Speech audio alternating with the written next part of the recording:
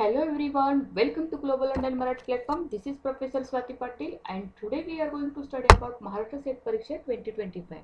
ठीक आहे, तर आजच्या सेशनमध्ये आपण महाराष्ट्र सेट परीक्षा 2025 अंतर्गत पॉलिटिकल सायन्समधील जो युनिट 7 आपण पाठ चालू केला होता त्यामधील शेवटचा पॉईंट आहे की घटनात्मक आणि वैधानिक संस्था ज्या आहेत त्या आज आपण पाहणार आहोत. त्यामध्ये जे कॉन्स्टिट्यूशनल आणि स्टॅट्युटरी बॉडीज ज्या आहेत त्या टोटल 6 आपल्याला अभ्यासाला दिलेल्या आहेत. त्यापैकी ज्या 3 आहेत त्या आज आपण पाहणार आहोत. उरलेले 3 आहेत ते आपण नेक्स्ट सेशनमध्ये पाहणार आहोत. त्यामुळे या ठिकाणी घटनात्मक आणि वैधानिक संस्था भाग 1 असं आपण केलेलं आहे. ठीक आहे, तर त्या अगोदर ग्लोबल ऑनलाईन मराठी प्लॅटफॉर्म आम्ही तुम्हाला कोणकोणत्या गोष्टी प्रोव्हाइड करत आहोत.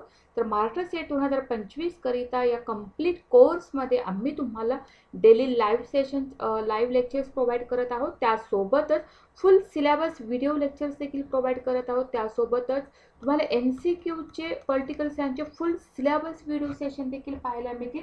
तसेच फुल सिलेबस नोट्स देखील भेटणार आहे तुम्हाला. तेही दोन्ही माध्यमातून इंग्लिश आणि मराठी या दोन्ही माध्यमातून आम्ही तुम्हाला फुल सिलेबस नोट्स प्रोव्हाइड करत आहोत. तसेच मॉक टेस्ट राहणार आहे. त्याच पद्धतीने practice previous years question with solution आणि जे इम्पॉर्टंट ट्रिक्स जे आहेत त्या सुद्धा आपल्याला मिळणार आहेत. त्या सुद्धा आपल्याला सांगण्यात येणार आहेत. ही आपली कम्प्लिटली 2025 करिताची नवीन बॅच आहे जी की 4 नोव्हेंबर 2024 पासून सुरू होत आहे. फी स्ट्रक्चर काय आहे? फी आहे 10,000 रुपये, पण तुमच्यासाठी डिस्काउंट करून ती फक्त असणार आहे 8,000 रुपये. या 8,000 रुपयामध्ये जेव्हा तुम्ही पॉलिटिकल सायन्ससाठी किंवा पेपर सेकंडसाठी ॲडमिशन घेत असाल त्यासोबतच तुम्हाला पेपर फर्स्ट अगदी मोफत करता येणार आहे. ठीक आहे, तर याकरिता या ठिकाणी दिलेल्या कॉन्टॅक्ट नंबरवरती आपल्याला कॉन्टॅक्ट करायचं आहे, व्हॉट्सअप करायचं आहे. त्याच पद्धतीने ग्लोबल ऑनलाईन ॲप जे आहे ते ॲप आपल्याला डाउनलोड करून आपण आपलं नाव काय करू शकता, रजिस्टर करू शकता. ठीक आहे, तर आजच्या सेशनमध्ये आपण पाहणार आहोत की नेमक्या कॉन्स्टिट्यूशनल बॉडीज आणि स्टॅट्युटरी बॉडीज नेमक्या कोणकोणत्या आहेत. ठीक आहे, तर त्या 6 देण्यात आलेल्या आहेत. बरं, नेमकी घटनात्मक संस्था म्हणजे नेमकं काय, नेमका त्याचा अर्थ काय होतो किंवा वैधानिक संस्था याचा अर्थ काय होतो.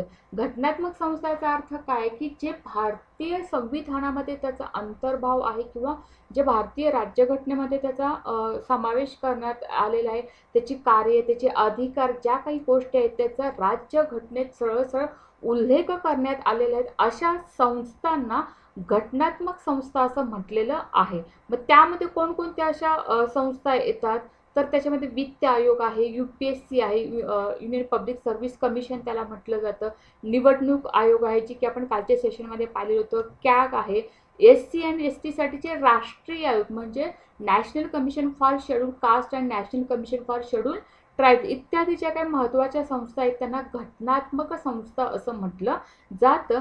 त्यापैकी आज आपण कॅग जे काही घटनात्मक संस्था आहेत, कॅग आहे, SC STचे जे काही राष्ट्रीय आयोग आहेत त्यांचा आज आपण या 3 संस्थांचा आज आपण अभ्यास करणार आहोत. आता काही वैधानिक संस्था असतात, ह्याचा अर्थ काय होतो, तर वैधानिक संस्था म्हणजे त्यांच्या घटनेत कुठेही आपल्याला उल्लेख आढळत नाही, ते त्यांच्या कार्यामुळे ते महत्त्वाचे असतात किंवा ते संसदेच्या कायद्याद्वारे त्यांची निर्मिती असते किंवा कायदेशीररित्या त्यांना बनवण्यात आलेलं असतं, म्हणून त्यांना वैधानिक संस्था असं म्हटलं जातं. तर त्यामध्ये नेमके कोणकोणते येतात, तर राष्ट्रीय महिला आयोग आहे, राष्ट्रीय मानवाधिकार आयोग आहे, राष्ट्रीय हरित न्यायाधिकरणे वगैरे आहे, त्यासोबतच नॅशनल कमिशन फॉर मायनॉरिटीज पण आपल्या सिलेबसमध्ये आहे. तर राष्ट्रीय महिला आयोग, राष्ट्रीय मानवाधिकार आयोग आणि राष्ट्रीय मायनॉरिटीसाठी कमिशन आहे. त्या 3चा अभ्यास आपण नेक्स्ट सेशनमध्ये करणार आहोत. अशा पद्धतीने ज्या काही कॉन्स्टिट्यूशनल आणि ज्या स्टॅट्युटरी बॉडीज आहेत, घटनात्मक संस्था आणि वैधानिक संस्था ज्या आपल्या सिलेबसनुसार आहेत त्यांचा अभ्यास आपण आज करणार आहोत. ठीक आहे,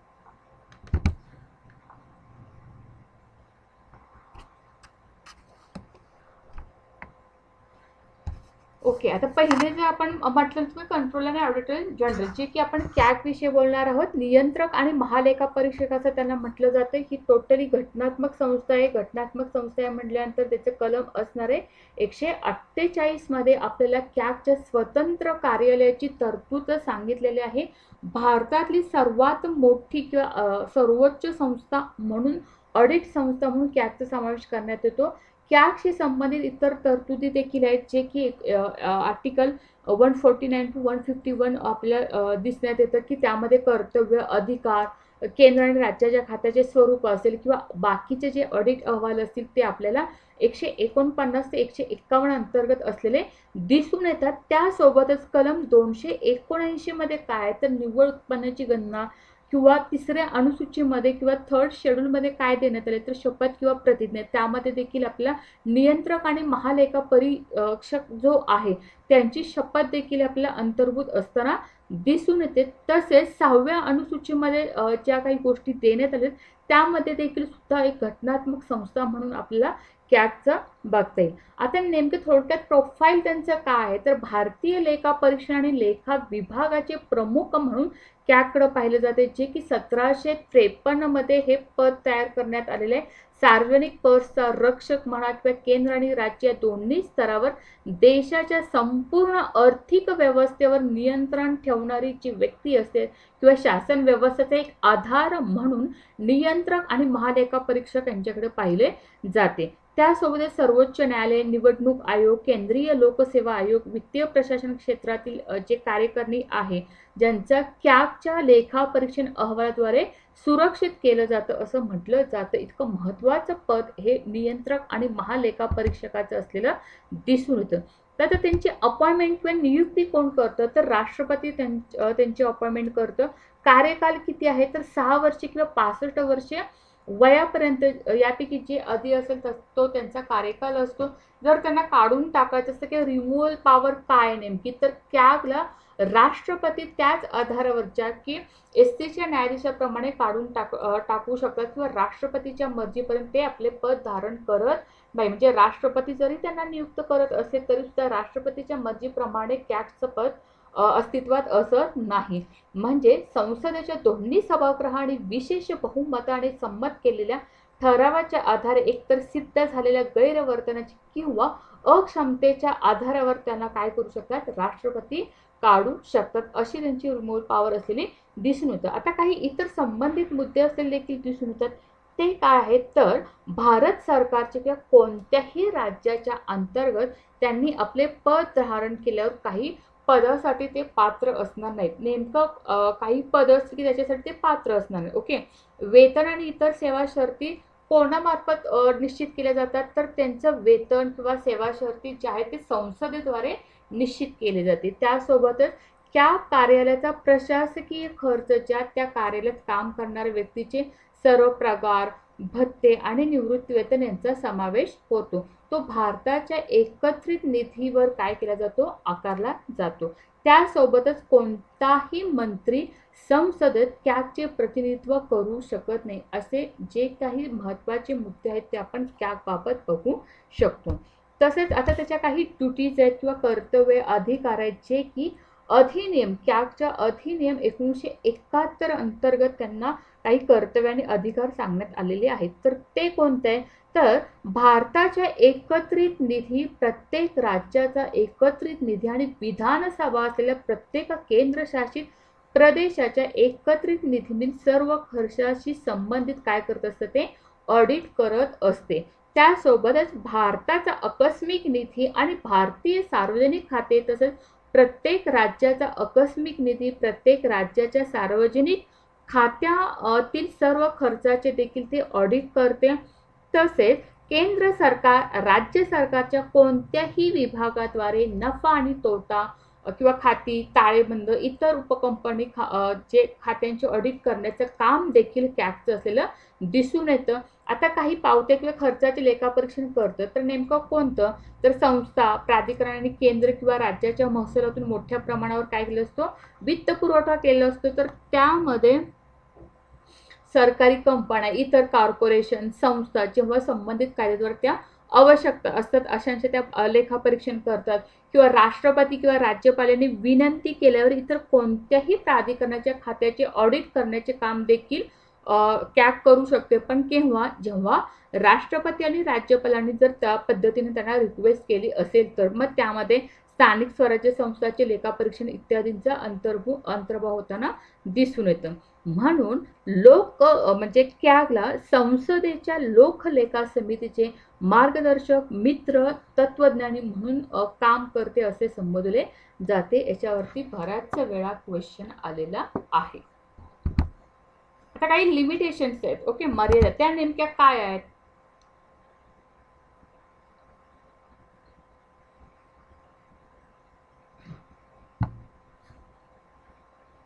ठीक आहे, तर भारतीय संविधानाने कॅगला नियंत्रक तसेच महालेखापरीक्षक म्हणून पाहिले. म्हणजे काय, तर व्यवहारात कॅग ही केवळ महालेखापरीक्षकाची भूमिका पार पडते का, तर नाही, तर नियंत्रकाची सुद्धा भूमिका पार पडत असताना दिसून येते. म्हणजे एकत्रित निधीतून पैसा देण्यावर कॅगचे कोणतीही नियंत्रण नाही आणि अनेक विभागांना कॅगच्या विशिष्ट अधिकाराशिवाय धनादेश जारी करून पैसे काढण्यासाठी देखील अधिकृत केले जाते. त्यामुळे जे केवळ लेखापरीक्षणाच्या टप्प्यावर जेव्हा खर्च आधीच घेतले जातात तेव्हा ते संबंधित असतात. म्हणजे एकंदर त्या पद्धतीच्या एकंदर आपल्या ह्या मर्यादा असलेल्या दिसून येतात.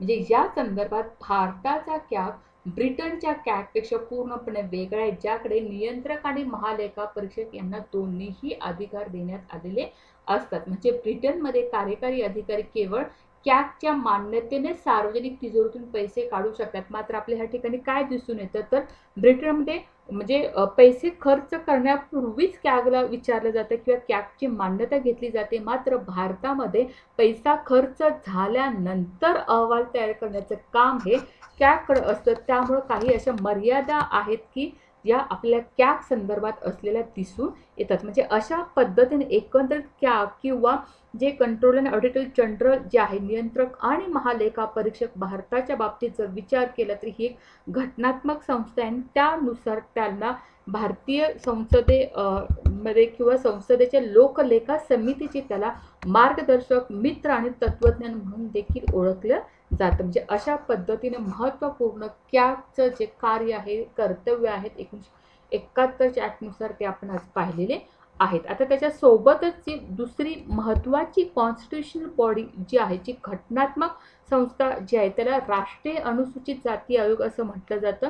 त्याबद्दल आपण बघणार आहोत की आपण आज राष्ट्रीय अनुसूचित जाती आयोग आणि अनुसूचित जमाती आयोग या विषयात चर्चा करणार आहोत.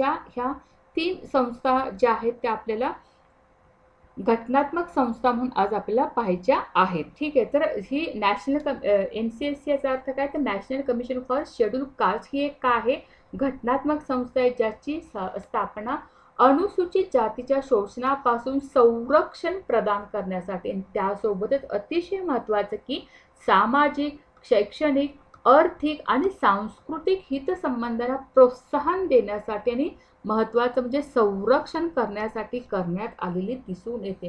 कुणाचं आहे, तर शेड्यूल कास्टमधील जे लोक आहेत त्यांच्याकरिता सामाजिक, शैक्षणिक, आर्थिक, सांस्कृतिक बाबत किंवा हितसंबंधांना प्रोत्साहन देण्यासाठी, त्यांना संरक्षण करण्यासाठी आपल्याला याची निवड किंवा या अनुसूचित जाती आयोगाची स्थापना करण्यात आलेली दिसून येते. आता त्याची हिस्ट्री काय विशेष अधिकार आहेत, तर प्रारंभी घटनेने कलम 338 अंतर्गत विशेष अधिकाऱ्याची नियुक्तीची काय केली होती, तरतूद केली होती. विशेष अधिकाऱ्याला अनुसूचित जाती जमातीचे आयुक्त म्हणून देखील नियुक्त करण्यात आलेले होते.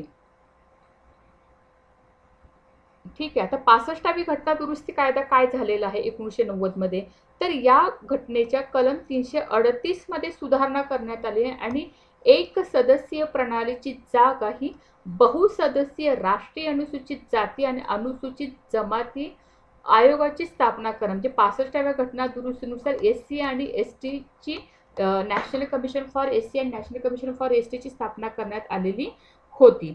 आता त्यासोबतच 89वी घटना दुरुस्ती काय सांगते, जी की 2003 ला करण्यात आलेली आहे. तर अनुच्छेद 338 मध्ये सुधारणा करण्यात आली, जे करण्यात आली 2004 पासून. पूर्वीचा जो काय SC ST चा जो राष्ट्रीय आयोग जो एकत्रितरित्या होता तो काय केला, स्वतंत्र करण्यात आला. म्हणजे काय, तर अनुसूचित जातीसाठी किंवा national commission for schedule caste आणि national commission for schedule tribe असं करण्यात आलं. आणि त्याचं जे article national commission for SC साठी 338 आहे, नॅशनल कमिशन फॉर ST साठी काय आहे 338A असं दोन वेगवेगळी कलम करण्यात आली. म्हणजे याबाबत आपल्याला 65वी घटना दुरुस्ती लक्षात ठेवावी लागेल आणि 89वी घटना दुरुस्ती लक्षात ठेवावी लागेल. जे की 65व्या घटना दुरुस्तीनुसार SC/ST साठी एक आयोग स्थापन करण्यात आला 1990 मध्ये, तर 2003 मध्ये हे जे आयोग होते ते वेगवेगळे करण्यात आलेले आपल्याला दिसून येते. जे की घटनात्मक आहे 338 आणि 338A अंतर्गत national commission for SC and national commission for ST यांचा समावेश करण्यात आलेला आपल्याला या ठिकाणी दिसून येतो. ठीक आहे. पुढे आता कंपोजिशन काय आहे नेमकं, किंवा नॅशनल कमिशन फॉर SC मध्ये नेमकं कोण असतं, तर एक अध्यक्ष असतात, एक उपाध्यक्ष आणि 3 अतिरिक्त सदस्य असलेले आपल्याला दिसून येतात. मग ही पदे राष्ट्रपतीच्या नियुक्तीद्वारे काय केली जातात, भरली जातात. म्हणजे ह्यांची नियुक्ती कोण करतं, तर राष्ट्रपती करतात आणि त्यांचे पद, सेवा शर्ती यांचा कार्यकाळही कोण ठरवतं, राष्ट्रपतीच ठरवत असताना दिसून येतं. आता नेमकी यांची कार्य काय आहेत, अनुसूचित जाती आयोगाचं कार्य काय, तर अनुसूचित जातीसाठी घटनात्मक आणि इतर कायदेशीर सुरक्षेची संबंधित सर्व बाबींची तपासणी, निरीक्षण करणे, त्यांच्या कार्याचे मूल्यमापन करण्याचं कार्य जे आहे ते नॅशनल कमिशन कडून होत असताना आपल्याला दिसून येतं.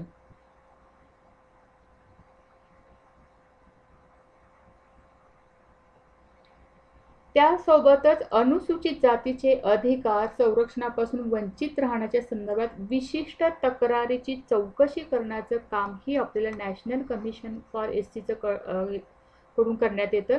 जे की घटनात्मक आहे, कायदेशीर सुरक्षा महत्त्वाची आहे SC साठी, शेड्यूल कास्ट पीपलसाठी. तर या संबंधितची काही सर्व बाबींची तपासणी असेल, निरीक्षण असेल किंवा एकंदरीत त्यांच्या कार्याचे जे काही मूल्यमापन असेल ते हे या आयोगाकडून करण्यात आलेलं आपल्याला दिसून येतं. त्याच पद्धतीने अनुसूचित जातीचे जे काही अधिकार आहेत त्यांच्या संरक्षणापासून जे काही वंचित राहण्याच्या संदर्भात जे काही तक्रारी आहेत त्याची चौकशी करण्याचं काम हा आयोग करतो. तसेच अनुसूचित जातीच्या महत्त्वाचं आहे की सामाजिक आणि आर्थिक विकासाच्या नियोजन प्रक्रियेत सहभागी होण्यासाठी आणि सल्ला देण्यासाठी, तसेच केंद्र किंवा राज्याच्या अंतर्गत त्यांच्या विकासाचे एकंदरीत प्रगतीचे मूल्यांकन करण्यासाठीचे कार्य जे आहे ते आपल्याला राष्ट्रीय आयोगाकडून जो शेड्यूल कास्टसाठी जो आहे त्याच्यासाठी असलेला आपल्याला दिसून येतो. तसेच राष्ट्रपतींना दरवर्षी योग्य वाटेल अशावेळी त्या सुरक्षा उपायांच्या कार्यांचा अहवाल सादर करणे गरजेचं असते. म्हणजे त्यांच्या नॅशनल कमिशन जो आयोग आहे त्यांनी काय करायचंय की दरवर्षी सुरक्षा उपायांच्या कार्याचा जो काही तपशील आहे, जो काही अहवाल आहे तो राष्ट्रपतींना सादर करणं गरजेचं असतं. त्यासोबतच अनुसूचित जातीच्या संरक्षण, कल्याण आणि सामाजिक आर्थिक विकासासाठी त्या सुरक्षा उपायांच्या प्रभावी अंमलबजावणीसाठी आणि इतर उपायांसाठी केंद्र किंवा राज्याने कोणते उपाय केले पाहिजेत याविषयी देखील शिफारस करण्याचं काम हे नॅशनल कमिशन जी आहे शेड्यूल कास्टची ती करत असताना दिसून येतं. जे की त्यांचं एक महत्त्वपूर्ण काम आहे की संरक्षण, कल्याण, सामाजिक आर्थिक विकास, त्या सुरक्षा उपायांचं जे काही प्रभावी अंमलबजावणी आहे त्यांच्याबाबत जी काही उपाययोजना ठरवली असेल त्यांच्या कार्याविषयीची काही शिफारस करण्याचं काम आहे ते आयोग करताना दिसून येतं. आता 2018 पर्यंत आयोगाने जे OBC बाबत ही समान कार्य पार पाडणे आवश्यक होते. मात्र जी 102वी घटना दुरुस्ती 102वी सुधारणा कायदा झाला जो या 2018 द्वारे जबाबदारीतून मुक्त करण्यात आलेला आपल्याला दिसून येतं. म्हणजे अशा पद्धतीने आपल्याला SC बाबत आयोग जो आहे त्याची कार्य असलेली दिसून येतात. आता जर त्याच्या काही घटनात्मक तरतुदी असतील अनुसूचित जातीच्या उत्थानासाठी किंवा रिमूव्ह करण्यासाठी, तर त्या नेमक्या कोणत्या आहेत किंवा भारतीय राज्यघटनेमध्ये त्याचा समावेश करण्यात आलेला आहे, तर ते नेमकं कोणत्या कलमांतर्गत करण्यात आले ते आता आपण पाहणार आहोत. तर आपण पाहू शकतो की कलम 15 मध्ये काय तर विशेषतः जातीवर आधारित भेदभावाच्या मुद्द्याला तो काय करतो, संबंधित करतो. म्हणजे अनुसूचित जातीच्या संरक्षण आणि उन्नतीवर या ठिकाणी जोर देताना दिसतो. म्हणजे अनुसूचित जातीच्या उत्थानासाठी जी काही घटनात्मक तरतूद आहे त्यामध्ये कलम 15 हे महत्त्वाचं असलेलं दिसून येतं. त्यासोबत कलम 17 मध्ये देखील काय सांगण्यात आले तर 17 मध्ये अस्पृश्यता नष्ट करण्याची की कोणत्याही स्वरूपात त्याची प्रथा प्रतिबंधित करतो, त्यासोबतच सामाजिक भेदभाव दूर करण्याचा आणि सर्व व्यक्तीच्या समानता प्रतिष्ठेला प्रोत्साहन देण्याचा प्रयत्न करत असताना दिसून येतं, जे की कलम 17 मध्ये आपल्याला अंतर्भूत असलेलं दिसतं. अनुच्छेद किंवा कलम 46 मध्ये काय सांगण्यात आलेले, तर शैक्षणिक आर्थिक हितसंबंधांना प्रोत्साहन देण्याचं काम जे आहे ते आपल्याला कलम 46 मध्ये दिसून येतं.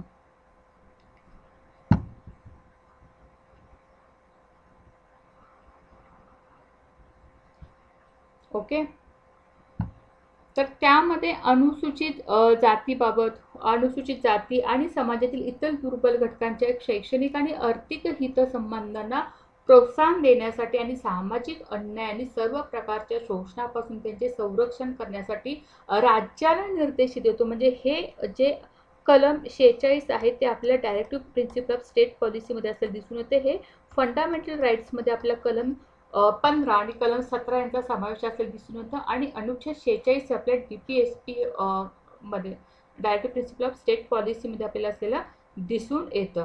ठीक आहे, तर कलम हे 243D जे आहे हे कोणत्या भागाअंतर्गत येते हे मला कमेंट बॉक्समध्ये जरूर कळवा, की कलम 243D आणि कलम 243D याचा भाग कोणता आहे किंवा कशा, जसं की हे फंडामेंटल राईट्समध्ये आणि DPSP मध्ये येतं, तर कलम 243D कशात येते आणि 243D कशात येते हे मला सांगायचं आहे. ठीक आहे, तर ही तरतूद पंचायतीमध्ये स्थानिक स्वराज्य संस्था अनुसूचित जातीसाठी त्यांच्या क्षेत्रातील लोकसंख्येच्या प्रमाणात जागा राखणे इत्यादी अनिवार्यता असलेली दिसून येते. टी मध्ये देखील सुद्धा आपल्या अनुसूचित जातीच्या त्यांच्या क्षेत्रातील लोकसंख्येच्या प्रमाणात आरक्षणाविषयी ही देखील बोललेलं आपल्याला दिसून येतं. आरक्षण जे आहे की 243T अंतर्गत शहरी स्थानिक स्वराज्य संस्थेमध्ये असलेलं दिसून येतं. आता 330 ओके, 330 आणि 332 मध्ये काय आहे, तर SC आणि ST ना काय दिले, तर लोकसभेत आणि राज्याच्या विधानसभेमध्ये जागा राखीव ठेवण्याची किंवा जागा राखून ठेवण्याची तरतूद करण्यात आलेली आहे. अतिशय महत्त्वाचे, तुम्ही बघू शकता आर्टिकल हे कुठल्या भागात आहे तेही सांगू शकता, की अनुच्छेद 3 किंवा कलम 330 आणि कलम 332 यामध्ये लोकसभेमध्ये आणि विधानसभेमध्ये SC आणि ST यांना काही विशिष्ट जागा राखून ठेवण्यात आलेल्या आहेत. अशा पद्धतीने अनुसूचित जातीच्या उत्थानासाठी इतर ज्या काही घटनात्मक तरतुदी आहेत त्या आपण आता पाहिलेल्या आहेत. आता त्या पुढचा पार्ट जो आहे महत्त्वाचा SCचा तर आपण पाहिला, कॅप महत्त्वपूर्ण होतं तेही आपण पाहिलं. आता जी महत्त्वाची कॉन्स्टिट्यूशनल बॉडी पुढची जी आहे त्याला national commission for schedule tribes असं म्हटलेलं आहे, जे की राष्ट्रीय अनुसूची जमाती आयोग असं म्हटलं जाते, की त्याची निर्मिती कधी झाली, तर 2004 झाली, जे की आपण बघितलं होतं की 65वी घटना दुरुस्ती आणि 89वी घटना दुरुस्ती 2003 आणि 2004 पासून काय केले, SC आणि ST जे आयोग आहेत ते वेगवेगळे करण्यात आले होते. त्यानुसार national commission for ST national commission for schedule tribe जी आहे त्याची स्थापना आपल्याला 2004 मध्ये झाली दिसते. आणि 338 मध्ये सुधारणा करून ती कधी 89व्या घटना दुरुस्तीनुसार किती घेतले, तर 338A मध्ये त्याचा समावेश करण्यात आलेला आहे. म्हणून ही एक घटनात्मक संस्था, घटनात्मक यंत्रणा असलेलं आहे असं म्हटलं जातं. मग त्यानुसार ह्या दोन स्वतंत्र आयोगाने जागा घेतल्या, जे की national commission for schedule caste and national commission for schedule tribes असं त्याला म्हटलं जाते, जे की दोन वेगवेगळ्या संस्था, घटनात्मक संस्था असलेल्या आपल्याला दिसून येतात. ठीक आहे, इथपर्यंत लक्षात आलं असेल तर क्लिअर म्हणून मला कमेंट बॉक्समध्ये कळवा. जर काही शंका असेल तर कमेंट बॉक्समध्ये तुम्ही जरूर विचारू शकता.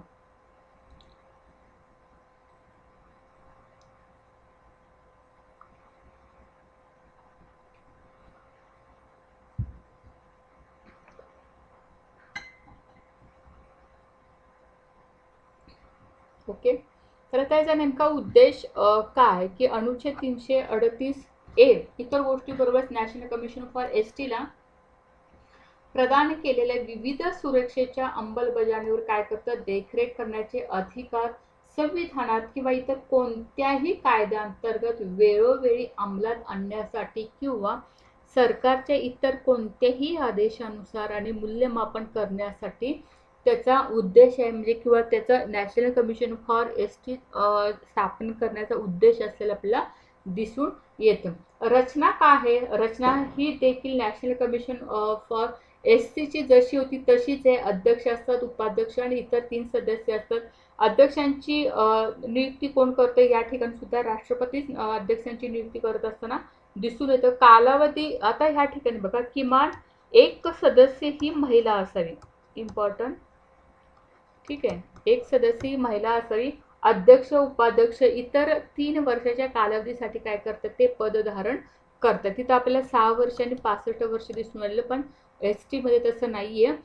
सोबत अध्यक्षांना केंद्रीय कॅबिनेट मंत्र्याचा दर्जा, उपाध्यक्षांना राज्यमंत्र्याचा दर्जा आणि इतर सदस्यांना भारत सचिवांचा दर्जा प्रदान करण्यात आलेला आहे. सदस्य 2 टर्मपेक्षा जास्त कालावधीसाठी नियुक्तीसाठी काय असत नाहीत? पात्र असत नाही. म्हणजे हे थोडंसं वेगळं आहे राष्ट्रीय अनुसूचित जमाती आयोगाबाबत. त्याची रचना काय आहे ते तुम्ही व्यवस्थितरित्या पाहू शकता. आता काही ड्युटीज आहेत, काही फंक्शन्स आहेत त्यांचे, तर ती नेमकी कोणकोणती आहेत एसटी बाबत?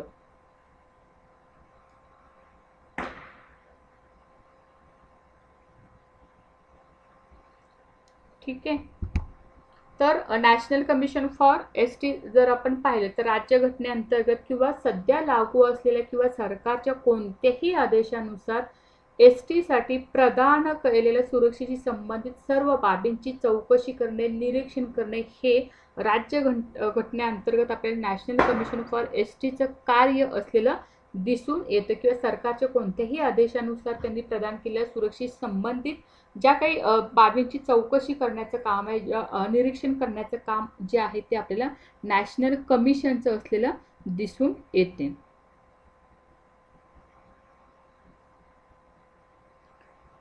त्यासोबतच एसटीचे हक्क किंवा त्याच्या संरक्षणापासून वंचित राहण्याच्या संदर्भात विशिष्ट तक्रारींची चौकशी करण्याचं काम देखील नॅशनल कमिशनचं आहे.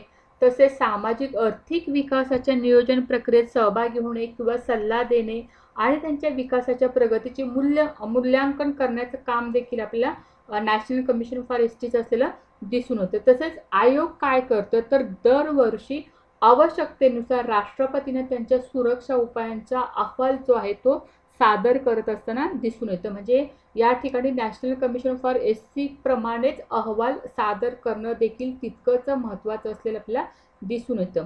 त्याच पद्धतीने आयोग सुरक्षेची प्रभावी अंमलबजावणी करण्यासाठी केंद्र किंवा कोणत्याही राज्याने कोणते उपाय केले पाहिजेत याविषयी या अहवालामध्ये शिफारस करण्याचं काम देखील करत असताना दिसून येतो.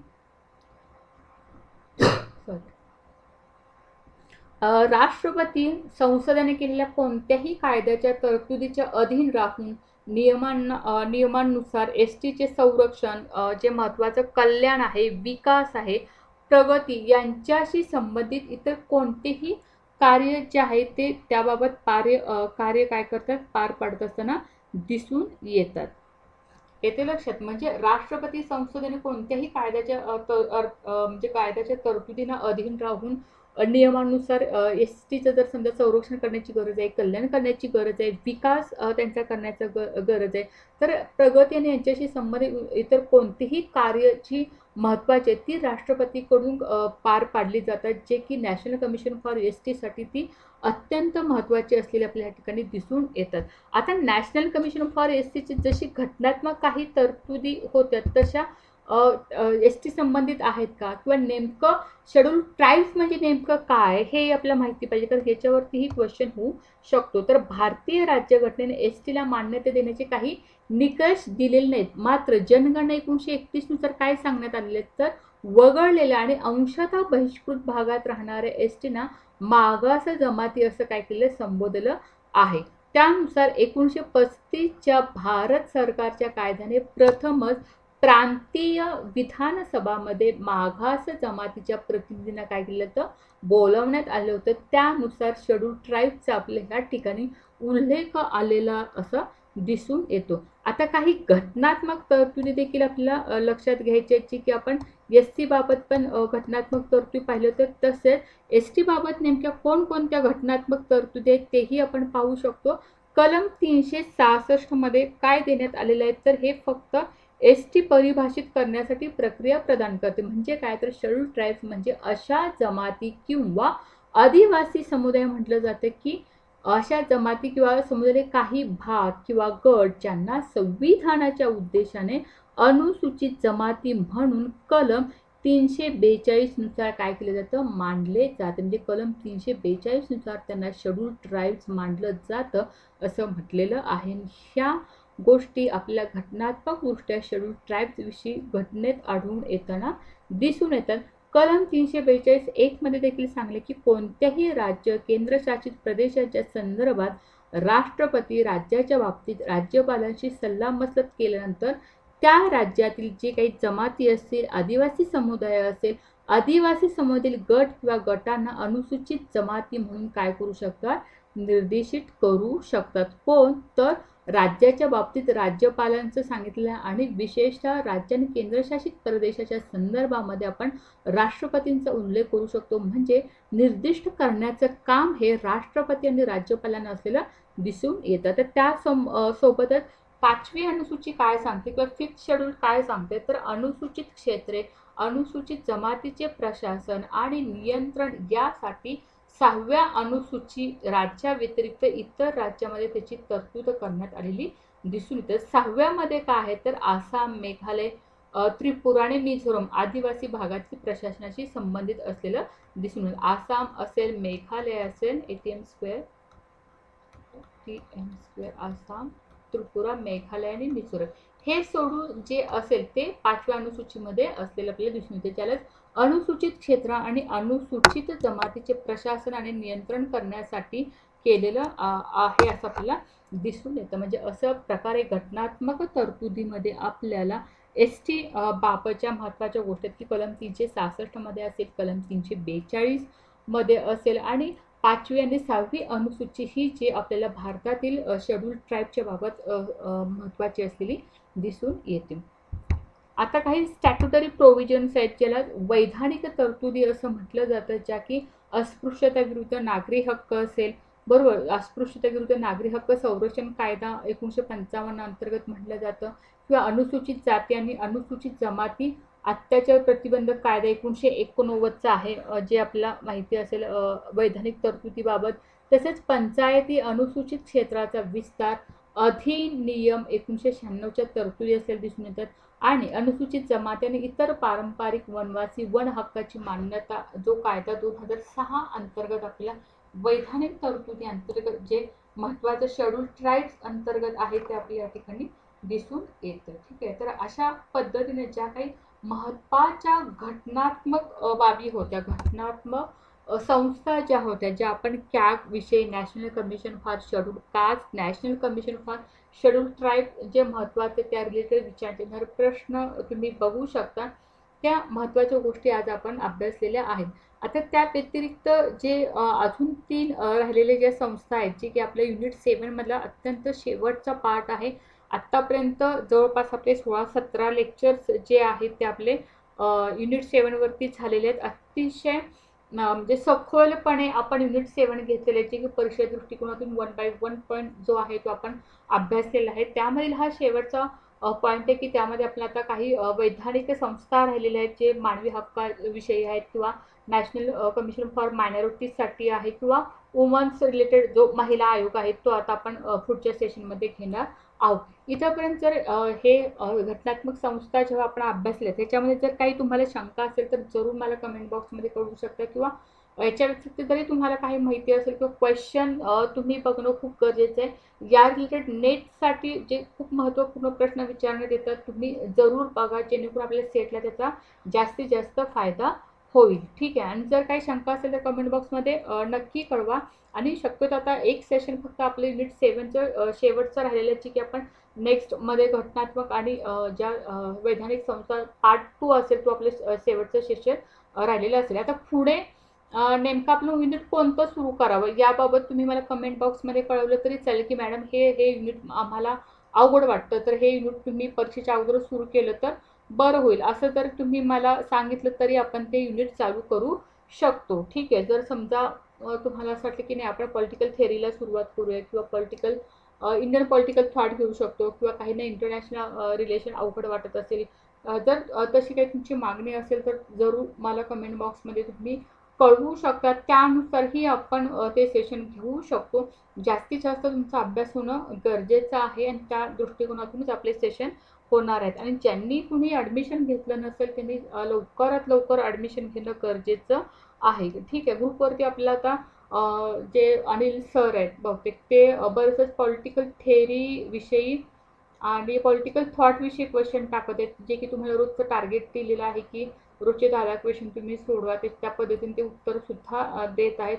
आणि त्या व्यतिरिक्त तुम्ही तुमचं जे स्वतंत्र सराव आहे, जो मी सांगितलं की रोजचं 50 प्रश्नांचं टार्गेट ठेवून तुम्ही प्रॅक्टिस करत, तेही तुम्ही करत राहा. जे क्वेश्चन तुम्हाला नेटचे क्वेश्चन बँकमधून मिळू शकतात, उपकार पब्लिकेशनचं आहे, तेही मी तुम्हाला क्लिअर केलेलं होतं.